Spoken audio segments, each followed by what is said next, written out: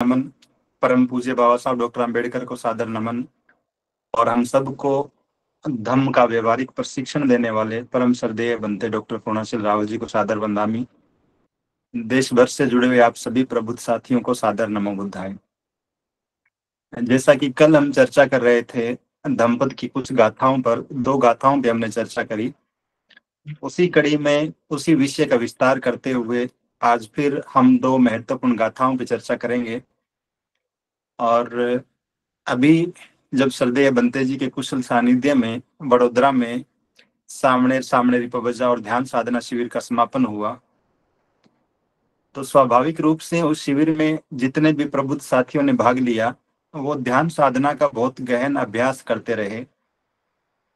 कुछ लोगों के लिए चुनौती भरा भी रहा होगा ध्यान साधना में लगातार बैठना, अपने मन को एकाग्र करना। एकमात्र उद्देश्य इस ध्यान साधना को जो था, इस शिविर का जो था, चूंकि महाकारुणिक बुद्ध ने हजारों साल पहले मन को, चित्त को नियंत्रित करने, मन को ही सारी प्रवृत्तियों का अगुआ कहा, ऐसे में स्वाभाविक रूप से हमारी हर एक गतिविधि के पीछे हमारा मन या हमारा चित्त काम कर रहा होता है। तो ध्यान साधना का उद्देश्य भी यही रहा कि हमारे चित्त को बेहतर ढंग से प्रशिक्षित किया जाए, उसे संयमित रखा जाए, उसे और गहन प्रशिक्षण दिया जाए ताकि उसमें कुशल चीजों का संवर्धन हो और अकुशल बातें वहां से रिमूव होती रही। तो ऐसी एक बड़ी सुंदर सी गाथा मन के बारे में, चित्त के बारे में धम्मपद में आती है। और विशेष रूप से हम जैसे ग्रस्त लोग जो बहुत ज्यादा ओवर थिंकिंग के शिकार होते हैं, अनावश्यक रूप से सोचते रहते हैं या फिर छोटी छोटी बातों को बहुत बड़ा मुद्दा बनाकर उससे आहत होते रहते हैं, उन सभी के लिए तो मैं कहूंगा कि निश्चित रूप से ये बड़ी महत्वपूर्ण गाथा है। और बहुत सारे साथी ऐसे मिलते भी हैं। कई बार स्कूल में विद्यार्थी ये सवाल करते हैं कि सर दिमाग में कुछ न कुछ चलता रहता है, निरंतर चलता रहता है, एक बात खत्म नहीं होती कि दूसरी बात शुरू हो जाती है, दूसरी बात खत्म नहीं होती कि तीसरी शुरू हो जाती है। कुछ लोग जब रात को सोने के लिए बिस्तर पर लेटते हैं तब उन्हें देर रात तक नींद नहीं आती, उनके मस्तिष्क में, उनके मन में कुछ न कुछ चलता रहता है। तो आखिर इस विसंगति का, इस विरोधाभास का कारण क्या है और महाकारुणिक बुद्ध धम्मपद में इस समस्या का क्या समाधान बताते हैं। एक बड़ी सुंदर सी गाथा धम्मपद में आती है। चित्तवग में भिक्षु संघ रक्षित जो हैं महाकारुणिक बुद्ध के बहुत वरिष्ठ और बहुत ही प्रबुद्ध शिष्य हुए और खेर की उपाधि से सब लोग उन्हें जानते थे, बहुत ही विद्वान व्यक्ति थे। तो भिक्षु संघ रक्षित की जो उनके ग्रस्त जीवन में जो बहन थी, उनके जब पुत्र हुआ, या फिर यूं कहें कि भिक्षु संघ रक्षित के जब भांजा हुआ, तो उनकी बहन ने अपने भाई के प्रति सम्मान का प्रदर्शन करते हुए अपने सुपुत्र का नाम जो है वो संरक्षित भागिनेय रख दिया, अर्थात भिक्षु संरक्षित का भांजा। चूंकि भिक्षु संरक्षित की बड़ी प्रतिष्ठा थी उस क्षेत्र में, तो स्वाभाविक रूप से उनका भांजा भी धर्म के क्षेत्र में ही कदम बढ़ाने लगा और कुछ समय बाद बड़े होकर उसने भी पबज्जा ले ली, तो वो भी भिक्षु बन गया। लेकिन ग्रस्त जीवन का जो रिश्ता था, स्वाभाविक रूप से उस भांजे के मन में भी अपने मामा के प्रति कुछ न कुछ अनुराग बना रहा और वो अपने परिवार के सदस्य के रूप में ही उनका सम्मान हमेशा करता रहा। ध्यान साधना में पूरी तरह से पारंगत होने के बाद एक दफा जब वर्षावास संपूर्ण हुआ, तो जैसी कि बौद्धों की परंपरा है कि वर्षावास जब समाप्त करता है कोई भिक्षु या भिक्षुणी, तो उपासक या उपासिकाएं चीवर दान करते हैं। तो उस भांजे भिक्षु को भी दान में दो चीवर मिले। उसकी इच्छा हुई कि एक चीवर तो मैं खुद रख लेता हूँ और एक चीवर अपने मामा जी को, या फिर यूं कहें कि जो भिक्षु संघ रक्षित थे उनको दान कर देता हूँ, उन्हें भेंट कर देता हूँ। तो वो भिक्षु, युवा भिक्षु उस जगह पर चलकर आते हैं जहाँ पे भिक्षु संघ रक्षित ठहरे हुए थे और उनसे निवेदन करते हैं कि वर्षावास के समापन के बाद मुझे दो चीवर प्राप्त हुए थे, एक चीवर तो मैंने रख लिया है, पहन लिया है, दूसरा चीवर आप पहन लें, आप रख लें। तो संरक्षित कहते हैं कि मेरे पास तो पर्याप्त संख्या में चीवर है, ये वाला चीवर किसी जरूरतमंद दूसरे भिक्षु को दे दो जिसके पास चीवर नहीं हो। लेकिन वो भांजा बड़ी श्रद्धा के साथ, बहुत ही स्नेह के साथ अपने इसी भिक्षु को चीवर भेंट करने के लिए आया था इतनी दूर से, और उसके मन में ये था कि मैं निश्चित रूप से चीवर भेंट करके अपना सम्मान प्रदर्शित करूंगा। तो उसने कई बार याचना करी भिक्षु संरक्षित से कि आप ये चीवर रख लें, मैं इतनी दूर से विशेष रूप से आप ही के लिए लाया हूं। लेकिन भिक्षु संरक्षित चूंकि विनय के सारे नियमों का पालन करने वाले थे, और जब उन्हें जरूरत नहीं थी तो उन्हें ये बेहतर लगा कि किसी जरूरतमंद भिक्षु को ही दिया जाए, तो वो फिर मना कर देते हैं। ऐसे में उस युवा भिक्षु के मन में अलग अलग तरह के विचार आने लगते हैं। जिस तरह से जब हमारा छोटी सी बात पर ईगो हर्ट होता है तो हम तरह तरह की बातें सोचने लगते हैं। तो युवा भिक्षु भी सोचने लगता है कि इस भिक्षु संघ में मेरा कोई सम्मान नहीं है, मेरा कोई कहना नहीं मानता है, मैं जिसे भेंट करना चाहता हूँ मेरी भेंट स्वीकार नहीं कर रहे हैं। तो ये ठीक रहेगा कि मैं इस भिक्षु संघ का त्याग कर दूं और वापस गृहस्थ बन जाऊं। क्योंकि भिक्षु संघ रखित आराम कर रहे थे, तो वो जो भी पंखा बना हुआ था किसी पेड़ की डाल का या फिर किसी कपड़े का, उससे भिक्षु संरक्षित को हवा करते हुए युवा भिक्षु सोचने लगता है कि मैं थोड़ी देर बाद बाजार में जाऊंगा या शहर में जाऊंगा और ये चीवर बेच दूंगा किसी को, और इससे जो पैसे मिलेंगे, जो धन आएगा मेरे पास, उस धन से मैं एक बकरी खरीदूंगा। वो बकरी कुछ समय बाद मेमने पैदा करेगी, फिर उन मेमनों को बेचूंगा तो कुछ और धन की प्राप्ति होगी। जब मेरे पास ज्यादा धन आएगा तो मैं विवाह करूंगा, एक सुंदर सी जीवन संगिनी होगी, और जब मेरा विवाह हो जाएगा तो स्वाभाविक रूप से पुत्र की प्राप्ति भी होगी। तो इस तरह के ख्याल विचारों का प्रवाह उसके दिमाग में चलने लगता है, और वो एक के बाद दो, एक के बाद दो के बाद तीन बातें सोचता चला जाता है। फिर वो सोचता है कि जब मेरा विवाह होगा तो निश्चित रूप से पुत्र भी होगा, फिर मैं एक गाड़ी खरीदूंगा और उस गाड़ी में बैठकर अपने जीवन संगिनी और अपने पुत्र के साथ इसी विहार में आऊंगा जहां भिक्षु संरक्षित ठहरे हुए हैं, और इन्हें बताऊंगा कि अब मैं पूरी तरह से ग्रस्त बन गया हूं। तो उसके विचारों का प्रवाह यहीं पर नहीं रुकता, वो आगे सोचने लगता है कि जब मैं और मेरी जीवन संगिनी गाड़ी पर बैठे होंगे, बैलगाड़ी पर बैठे होंगे, तो मैं अपनी जीवन संगिनी को कहूंगा कि तुमने गोद में जो बेटा उठा रखा है ये मुझे पकड़ा दे, इसको मैं संभाल के रखूंगा। तो मेरी जीवन संगिनी कहेगी कि नहीं स्वामी, बेटे को मैं अपने पास ही रखूंगी। फिर इस बात पर हम दोनों में झगड़ा होगा। उस झगड़े में बेटा जो है नीचे गिर जाएगा, और बैलगाड़ी का टायर जो है, पहिया जो है, मेरे बेटे के ऊपर से गुजर जाएगा। फिर मैं गुस्से में अपनी जीवन संगिनी को माथे पर डंडा मारूंगा। यहां तक सोचता चला जाता है।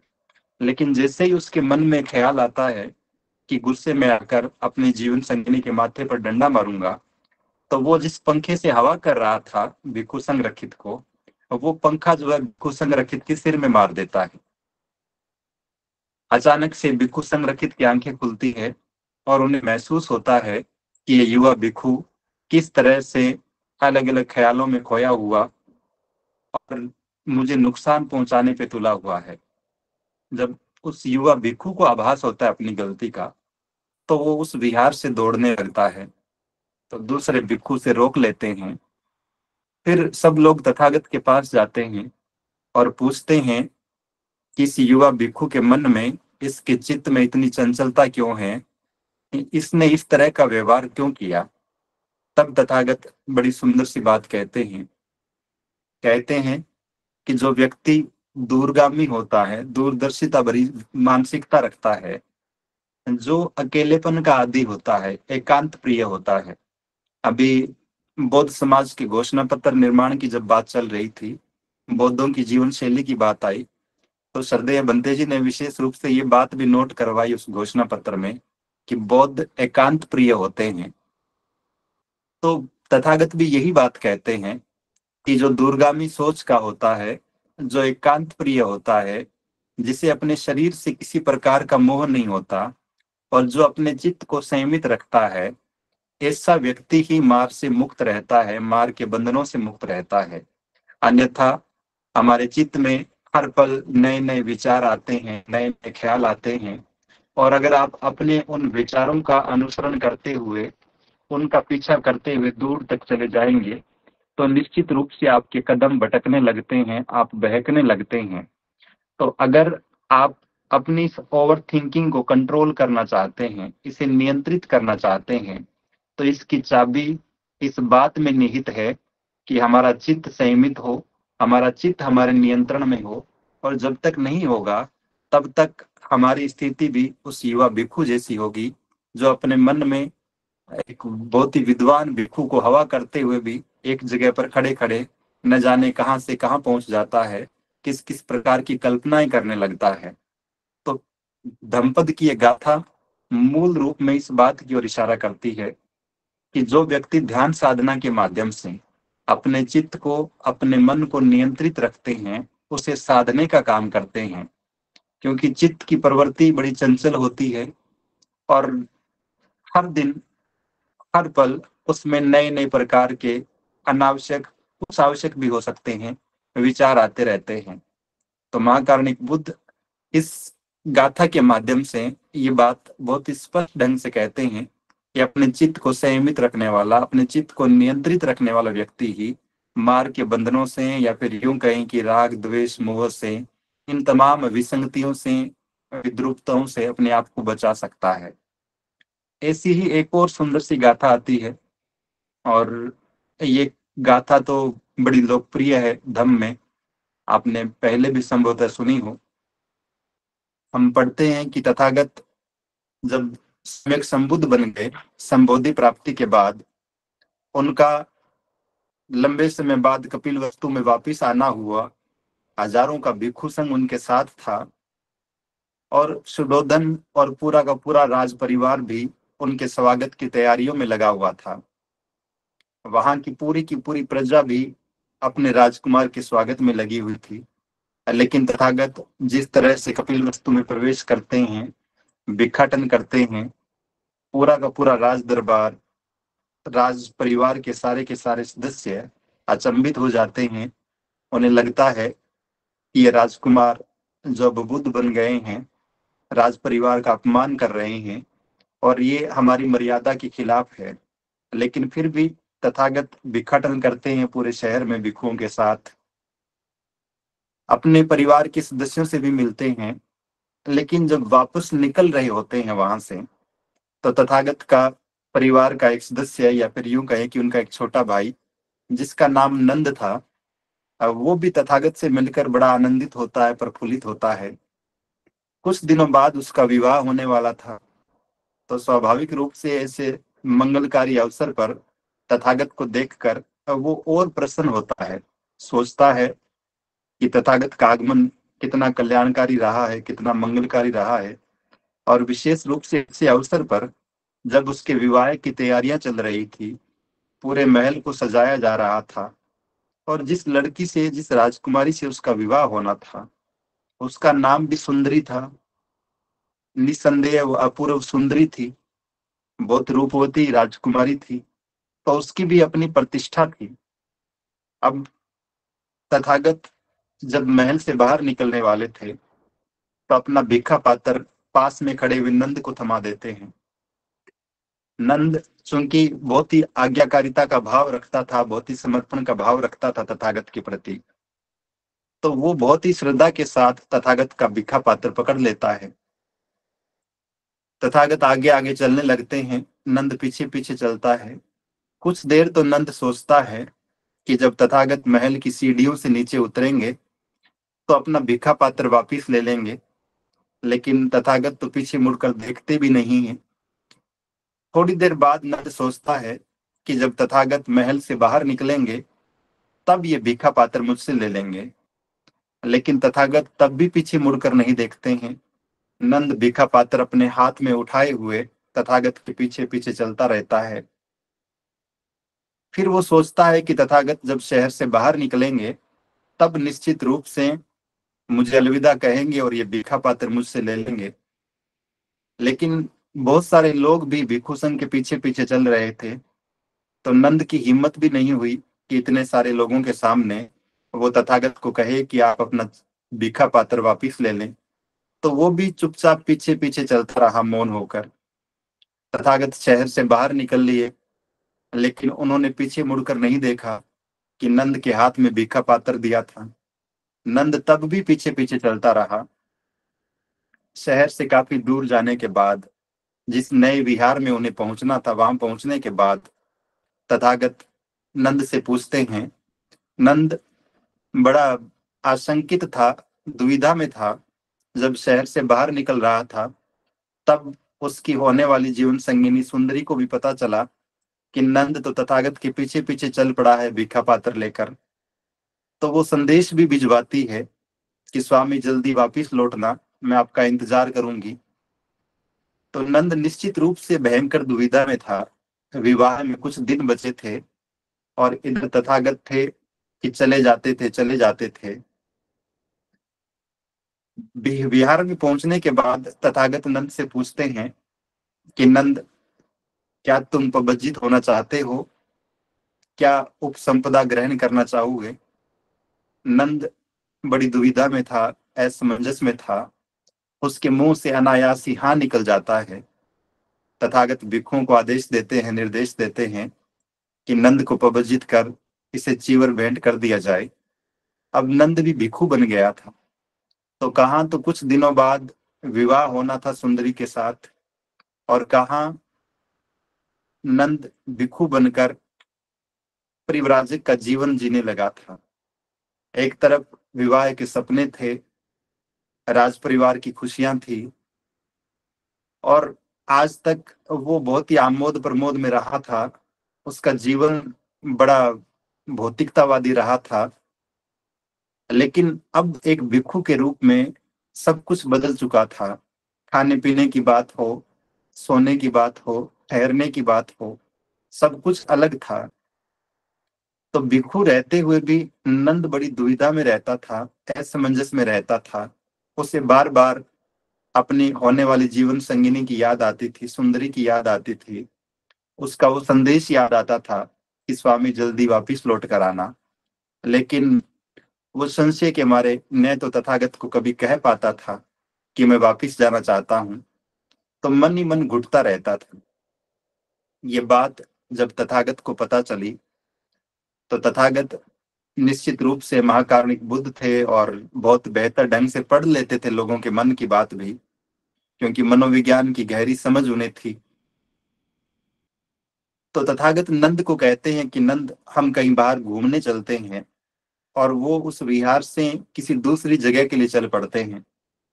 रास्ते में महाकारुणिक बुद्ध नंद से पूछते हैं कि क्या तुम्हें सुंदरी की याद आती है? तो वो हाँ कहता है। फिर तथागत पूछते हैं कि क्या तुम ये चाहते हो कि भी सुंदरी से भी ज्यादा सुंदर नव युवतियां तुम्हें मिल जाए? तो नंद फिर असमंजस में पड़ जाता है, मौन रहता है। तथागत कहते हैं कि नंद, तुम एकाग्र मन से ध्यान साधना करो, जो कुछ भी तुम चाहते हो वो सब तुम्हें प्राप्त होगा। नंद को लगता है कि तथागत की ये बात तो ठीक है, मुझे ध्यान साधना करनी ही चाहिए। तो वो गहरी ध्यान साधना करने लगता है। भिक्षु जीवन के जो भी नियम थे उनका और दृढ़ता से पालन करने लगता है। जब दूसरे भिक्षुओं को ये बात पता चलती है कि तथागत ने नंद को कहा है कि यदि तुम्हें और सुंदर नवयुवतियां चाहिए तो तुम्हें गहरी ध्यान साधना करनी चाहिए, तो सारे के सारे भिक्षु मजाक उड़ाते हैं कि नंद सुंदरियों को प्राप्त करने के लिए, रूपवती स्त्रियां प्राप्त करने के लिए ध्यान साधना कर रहा है। लेकिन नंद ध्यान साधना में इतने डूब चुके थे कि धीरे धीरे उनका मन पूरी तरह से रूपांतरित हो जाता है और वो अपने आप को ध्यान की उच्चतम अवस्था तक ले जाते हैं और अरहत पद को प्राप्त करते हैं। तब सारे के सारे भिक्षु तथागत से पूछते हैं कि तथागत, नंद तो कुछ और ही इच्छाएं मन में पालते हुए बिहार में आए थे, आपके पास आए थे, आपके पीछे पीछे चले आए थे, और इनका मन न तो कभी ध्यान साधना में लगता था, न भिक्षुओं की जीवन शैली ने कभी पसंद आती थी। फिर ऐसा क्यों हुआ कि नंद अरहत पद को प्राप्त हो गए, नंद ध्यान की उच्चतम अवस्था को प्राप्त कर गए? तब तथागत फिर एक सुंदर सी गाथा कहते हैं। इसका जिक्र कुछ दिन पहले शायद मैंने किया था, मैं फिर रिपीट कर रहा हूं। तथागत कहते हैं कि भिक्षुओं, जिस छप्पर के ठीक ढंग से छत न लगी हो, उसमें बरसात का पानी प्रवेश कर जाता है। ठीक इसी तरह से जिस व्यक्ति के मन में, जिस व्यक्ति ने अपने मन को ध्यान साधना से बहुत पवित्र नहीं बना लिया हो, उसके मन में भी राग और द्वेष प्रवेश कर जाते हैं। दूसरी बार फिर कहते हैं तथागत कि जिस तरह से बहुत अच्छी छत वाले छप्पर में बरसात का पानी प्रवेश नहीं करता, ठीक उसी तरह से जिस व्यक्ति ने ध्यान साधना से अपने मन को संयमित कर लिया हो, पवित्र बना लिया हो, उसके मन में, उसके चित्त में भी किसी भी प्रकार का राग या द्वेष प्रवेश नहीं कर पाता है। तो यहाँ ये बात बेहतर ढंग से समझ में आती है कि हम जिस परिवेश में रहते हैं, जिन लोगों के बीच में रहते हैं, वहां हजार प्रकार की बातें हमें सुनने को मिलती है। तो अगर हम मानसिक रूप से कच्चे हैं, हमारा मस्तिष्क बहुत दृढ़ नहीं है अपनी मान्यताओं के प्रति, धर्म के सिद्धांतों के प्रति, तब इस बात की संभावना रहती है कि हमारा दिमाग भी ठीक वैसा ही हो जैसे टपकने वाली छत हो। बरसात का पानी उसमें प्रवेश करेगा, निश्चित रूप से करेगा। लेकिन जिस तरह से तथागत कहते हैं कि ध्यान साधना के बल पर कोई व्यक्ति अपने मन को बहुत पवित्र बना ले, तो फिर उसमें किसी भी प्रकार का राग प्रवेश नहीं कर पाता है। ठीक इसी तरह से हमारे मन के साथ भी है, हमारे चित्त के साथ भी है। किसी भी संगठन में काम करते हुए, किसी भी आंदोलन में काम करते हुए, जब भी आप घर से बाहर निकलते हैं, समाज में अलग अलग प्रकार के लोग, अलग अलग प्रकार की आलोचनाएं करने वाले लोग हमें भ्रमित करने का प्रयास करते हैं, हमारी धारणाओं पर चोट करने का प्रयास करते हैं। ऐसे अनेक लोग मिलते हैं। अम्बेडकराइट साथी भी ये सवाल करते हैं बहुत बार कि जब बाबा साहब डॉक्टर अम्बेडकर मूर्ति पूजा का विरोध करते थे, तो आप लोग तथागत की प्रतिमा के समक्ष नमन क्यों करते हैं? जब आप लोग कर्म कांडों का विरोध करते हैं, तो आप लोग बुद्ध वंदना क्यों करते हैं?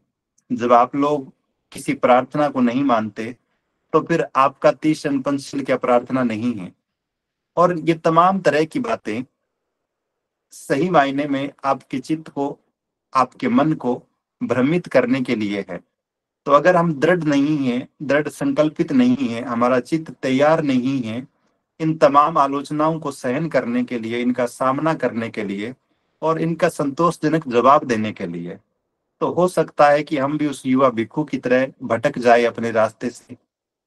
तो जिसका चित्त जितना पवित्र है, जितना निर्मल है, और हम अष्टांगिक मार्ग की बात जब भी पढ़ते हैं, तो वहां जिस सम्यक समाधि की बात हम करते हैं कि बुरे विचार हमारे मन में आए नहीं, अच्छे विचार जो है वो संवर्धित होते रहे, वो बढ़ते रहे, तो उसका अभ्यास जब तक हम नहीं करते हैं, निश्चित रूप से हो सकता है कि हमारे कदम डगमगाने लगे, हम विचलित होने लगे, या फिर दूसरे लोगों की बातें हमें प्रभावित कर जाएं। लेकिन अगर आपका चित्त ठीक दशा में है, निर्मल दशा में है, धम्म की शिक्षाओं का प्रभाव आपके आचरण में है, आपके व्यवहार में है, तब इस बात की पूरी संभावना रहती है कि आप सामने वाले लोगों को बदल लेते हैं। मैं अपने ऐसे कई दोस्तों को जानता हूं जो शराब पीते थे, लेकिन उनके संपर्क में आने के बाद, या फिर उनका जब मेरे संपर्क में आना हुआ, कई दफा ऐसा हुआ कि न चाहते हुए भी उनकी शराब मंडली के बीच में बैठना पड़ा। लेकिन उनके साथ लगातार बैठने का भी अभ्यास करने का परिणाम ये हुआ कि उनमें से कुछ लोग जो हैं, वो इतने प्रभावित हुए इस बात से धम्म की बातों से, धम्म की शिक्षाओं से, कि उनकी वो शराब पीने की आदत छूट गई। और सही मायने में अगर आप भी अपने चित्त को इस लेवल पे प्रशिक्षित कर लेते हैं, उसे निर्मल बना लेते हैं कि हम बुरे लोगों के बीच जाकर भी प्रभावित नहीं होते हैं, बल्कि उन्हें प्रभावित कर लेते हैं, उन्हें खुद के साथ जोड़ लेते हैं। और धम्म मूल रूप में इसी बात की शिक्षा देता है, हमें यही सिखाता है। धम्म के साहित्य में, बौद्ध साहित्य में हम जितने भी उदाहरण देखते हैं, चाहे वो अंगुलीमाल का हो कि किस तरह से एक डाकू रूपांतरित होकर भिक्षु बन जाता है, चाहे वो प्रकृति का हो कि पूरी तरह से आसक्त एक लड़की जिसने जिद पाल रखी है कि मुझे प्रेम विवाह करना है, और वो भिक्षुणी बन जाती है, आम्रपाली जैसी नगर वधु, वो भी किस तरह से धम्म की सेवा में लग जाती है, संलग्न हो जाती है। तो ये सारे के सारे उदाहरण निश्चित रूप से उन प्रबुद्ध भिक्षुओं या फिर महाकारुणिक बुद्ध के खुद के चित्त की निर्मलता को दर्शाते हैं। तो दंपति की दोनों गाथाएं भी चित्त की उसी निर्मलता की बात करती है, चित्त को उसी स्तर पर प्रशिक्षित करने की बात करती है, और मूल रूप में हमें ये संदेश देती है कि हम भी यदि धर्म के अनुसार आचरण करना चाहते हैं, अपने व्यक्तित्व को ऊपर उठाना चाहते हैं, खुद को ध्यान साधना के माध्यम से और बेहतर बनाना चाहते हैं, तो ये जरूरी है कि हमारा नियंत्रण हमारे चित्त पे हर हाल में रहना चाहिए। वो किसी भी स्तर पर बाधित नहीं होना चाहिए, भंग नहीं होना चाहिए, विचलित नहीं होना चाहिए। तो हम धम्म की ओर करीब पहुंचते हैं, हम तथागत की शिक्षाओं की ओर करीब पहुंचते हैं, हम कुशल कर्मों की ओर प्रवृत्त होते हैं, उनकी ओर हमारा रुझान बढ़ता है, और हम अंततः एक अच्छे और सच्चे बोध बनकर, एक आदर्श बोध बनकर लोगों के सामने आते हैं। तो आज के इस गूगल मीट में इन्हीं बातों के साथ मैं अपने वक्तव्य को यहीं विराम दे रहा हूँ। आप सबको बहुत बहुत साधुवाद कि आपने ध्यानपूर्वक सुना। श्रद्धेय बंते जी को विशेष रूप से साधुवाद कि उनकी सद प्रेरणा से हम धम्म के साहित्य पर चर्चा कर पा रहे हैं। सभी को नमो बुद्धाय।